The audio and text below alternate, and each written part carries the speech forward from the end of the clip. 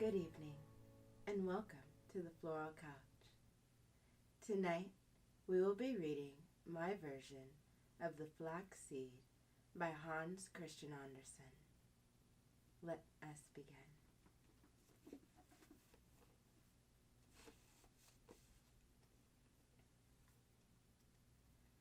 The flax was in full bloom. It had such pretty blue blossoms, as soft as the wings of a butterfly, and even more delicate.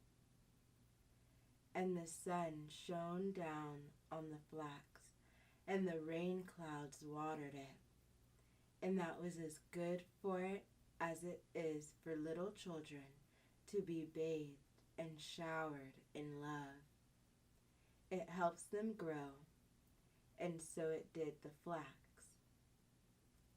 "People say that I stand exceedingly well," said the flax, "and that I'm growing so charmingly tall that I'll make a fine piece of linen. Oh, how happy I am! No one could possibly be happier than I. How well off I am! I am certain I will be put to some good use, too. The sunshine makes me so cheerful, and the rain tastes so fresh. I'm exceedingly happy. Yes, I'm sure I'm the happiest being in the whole world."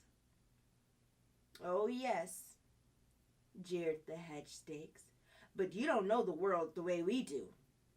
They're knots in us." And then they creaked out dolefully. Snip, snap, snurr, bass, lurr, the ballad is over. "No, it's not," said the flax. "The sun will shine tomorrow, and the rain is so good for me. I can feel myself growing. I know I'm in full blossom. Who could ever be as happy as I?" But one day, people came, grabbed the flax by the top, and pulled it up by the roots. Oh, how that hurt! Then it was thrown into the water, as if to be drowned, and after that laid on the fire, as if to be roasted. It was terrible. "You can't always have what you want," the flax said. "It's good to suffer sometimes. It gives you experience." But there is still worse to come. The flax was broken and cracked, hackled and scalded. It didn't even know what the operations were called, and finally put on the wheel. Snurr, snurr. It was impossible to think clearly. "I've been very happy in the past," it thought in all its pain. "You should always be thankful for the happiness you enjoyed. Thankful. Oh, yes." And the flax clung to that thought as it was taken to the loom. And there it was woven into a large, beautiful piece of linen. All the flax from one field was made into one piece of cloth. "This is amazing," cried the flax. "I never should have expected it. How lucky I am! What nonsense the hedge stakes were talking with their snip, snap, snurr, bass, lurr. Why, the ballad is by no means over. No, it's just the beginning. This is wonderful. I've suffered, yes, but I've been made into something through suffering. I'm happier than anyone could be. This is much better than being a plant, even if you bear flowers. Nobody attends to you, and you only get watered when it rains. Now I often go through whirlpools of soaps and linens from other places. Why, I even heard someone say I was the finest piece of linen in the whole household. Who could be any happier than I am now?" Now, the linen was taken into the house, and cut up by the scissors, how they clipped and how they cut, and then they pierced it through it with needles. Yes, that's just what they did, and it was all very unpleasant. But at last, it was made into a dozen pairs of underwear. "Well, look at that! Now I'm really useful," cried the linen. "So this is my destiny. What a blessing! Nothing brings such happiness as to be useful in the world. Now we are 12 pieces, but we are still one and the same. We are 1 dozen. What a stroke of luck!" The years passed, and at last the linen pieces wouldn't hold together any longer. "Everything must come to an end," said each piece. "I should have liked to last it a little longer, but you shouldn't wish for things like that." Now the pieces were torn into rags and fragments, and they were sure it was going to be the end of them. They were hacked and mashed and boiled, a great deal of pressing, and eventually they became paper. "Well, if this isn't a surprise," said the paper, "and a wonderful surprise. Why, I'm finer than ever, and people will write on me now. What wonderful stories they'll write. I certainly am lucky."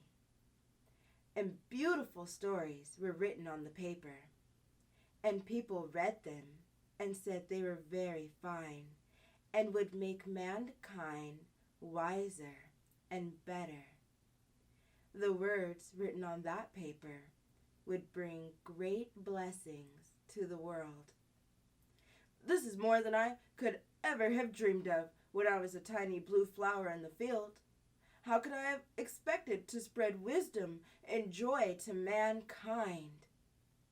I can't yet understand it, but that is what has happened. Our Lord knows that I've never really done anything myself, but just tried to live as well as I could. Yet He carries from one honor to another. Every time I think, now surely the ballad is over, I am moved up to something better. Now, I suppose people will send me all over the world, so everybody can read me. That's most likely. For every blue petal I used to have, I will now carry a beautiful thought. How could anyone be happier?" But the paper did not travel all over the world. Instead, it went to the printer, and there everything that was written on it was printed into a book. Yes, in hundreds of books. In that way, many more people will benefit from the writings than a single piece being sent out and getting worn before going very far. "Yes, that is the most sensible way," said the paper. "I didn't think of it. I'll stay home and be held in great honor, because the book was written on me first. Every word came down from the author's pen right unto me. But it is much better for the printed books to go out into the world and do good. I couldn't have wandered as far as they can go. My, how happy I am, and how lucky I am." Then the paper was bundled up and put away on the shelf. "It's good to rest a little after working," said the paper. "It gives you a chance to collect your thoughts and figure out what's inside of you. Now I really know all that is written on me, and that means true progress. I wonder what's going to happen now. At any rate, I know I'll go forward again, and I'm always going forward." At last, the paper was taken down to the fireplace to be burned. All the children in the house flocked around to see the blaze and count the many red sparks as they died out, one after another. So the big bundle of paper was laid on the fire. "Oh!" it cried, as it suddenly burst into flames. It rose higher into the air than the flax had ever been able to send its little blue blossoms, and it shone more brilliantly than the linen had ever been able to shine. Instantly, the letters written on it became fiery red, and the words and thoughts of the writer vanished into the flame. "I'm going straight up into the sun," said a voice in the flame. It was as if 1,000 voices cried this together.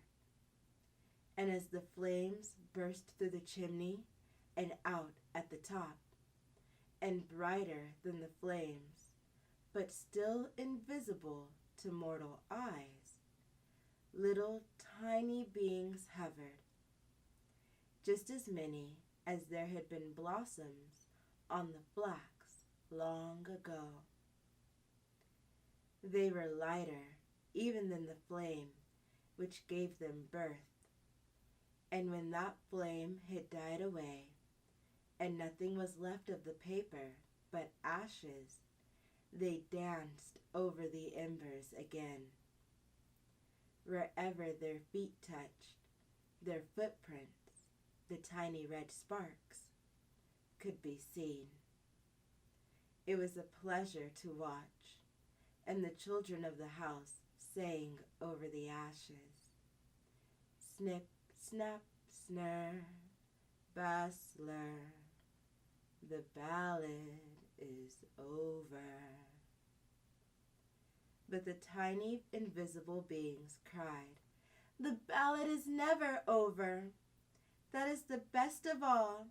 We know that, and therefore none are as happy as we." The end. Thank you for reading that story with me. Have a very good night.